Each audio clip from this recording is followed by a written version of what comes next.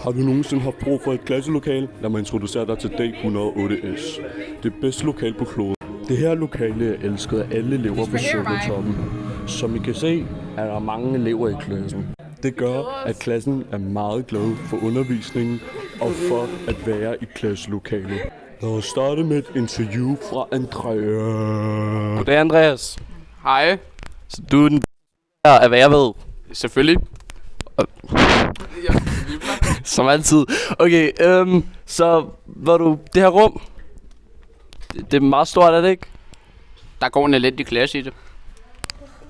Fucked up sagt. Hvad synes du om... Som sagt, det er en elendig klasse. Ja, vi taler om rummet. Det er firkantet. Det er kvadrat. Det er kvadrat. Nej, det er ikke et firkant, fordi der er et hul her. Du elsker De fucking retard, nej. Hvad synes du om rummet? Jeg spurgte ikke, hvilken fucking form. Hvad synes du om rummet? Jeg kan godt lide rummet. Der er stolper i det. Jeg elsker stolper. Så sådan... Det gør jeg også. Jeg synes faktisk, det er et nice rum. Det er et nice rum. Hvad synes du? Hvor meget vil du betale for rummet? Jeg vil nok betale sådan 6-7 kroner. Sådan 67 kroner. Hold de fucking kæft. Hvad synes du om... Hvad synes vi om Monster? Altså, jeg ved ikke med dig. Personligt så er jeg ikke den største fan af huller, men vi ved godt, du godt kan lide huller. Så du siger, du er bøsse? Nej, jeg siger, du er bøsse. Du er til stænger, eller hvad? Jeg kan godt lide stolper. Det har jeg sagt. Så du kan ikke lide huller, men du kan godt lide stolper? Jeg elsker stolper. Okay. Der findes ikke noget bedre end stolper. Men jeg spurgte igen, hvad du synes om monsterhul. Jamen altså, det er et hul. Jeg ved ikke. Er monster i? Er der monster i det? Nej, der er monsterdåser i.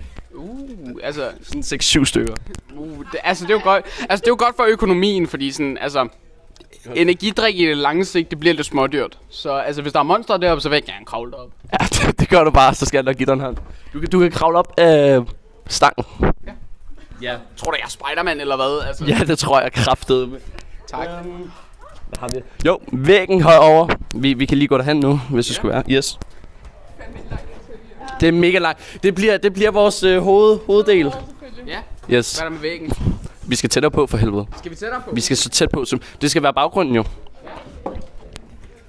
Hvad synes vi om væggen? Altså det er en meget vægget væg.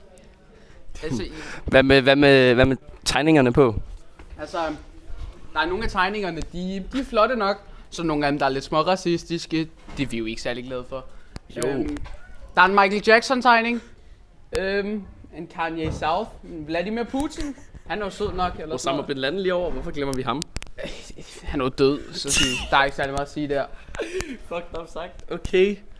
Hvad der ellers at vise i det her? Det er fucking lorterum det her. Okay. Vindue. Let's go. Vi elsker vinduer. De er gennemsigtige.